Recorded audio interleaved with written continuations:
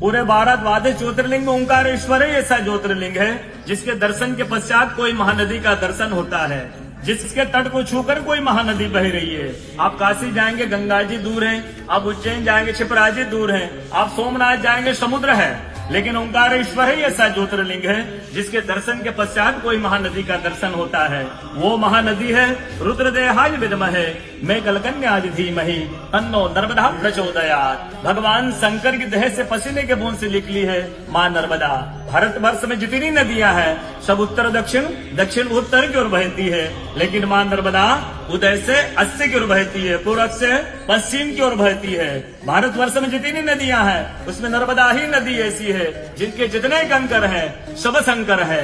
नर्मदा पुराण में ये भी कहा गया है कि नर्मदा जल के स्पर्श होने से जो शिवलिंग निकलता है उसको डायरेक्ट ले जाके पूजा कीजिए, उनको प्रतिष्ठा की आवश्यकता नहीं है। नर्मदा जल स्पर्श होने से वो स्वयं प्रतिष्ठित हो जाते हैं। अयोध्या में राम लला जी की जब स्थापना की गई थी तो नर्मदा का 2.5 फीट का नर्मदा का शिवलिंग राम जी के साथ अयोध्या में स्थापित किया गया था।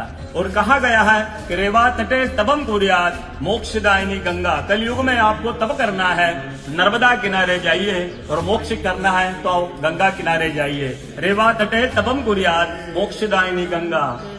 तो नर्मदा किनारे एक संत का, तपस्या संत का अनुभव बताता हूँ जो वर्षों से नर्मदा किनारे रहे। जब वो देखते हैं सुबह 3 से 4 बजे ब्रह्म मुहूर्त में एक कोई माई आती है, नर्मदा स्नान करके लौट जाती है। संतों को जिज्ञासा हुई कि मैं वर्षों से इस माँ को देख रहा हूँ, नर्मदा स्नान करके लौट जाती है।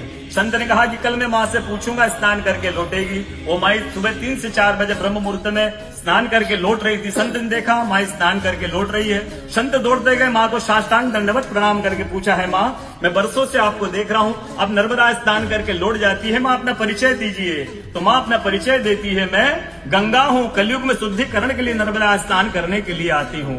बोलो गंगा मैया की जय, नर्मदा मैया की जय, ओंकारेश्वर भगवान की जय, आज के कथा के आनंद की जय, भक्त और भगवान की जय।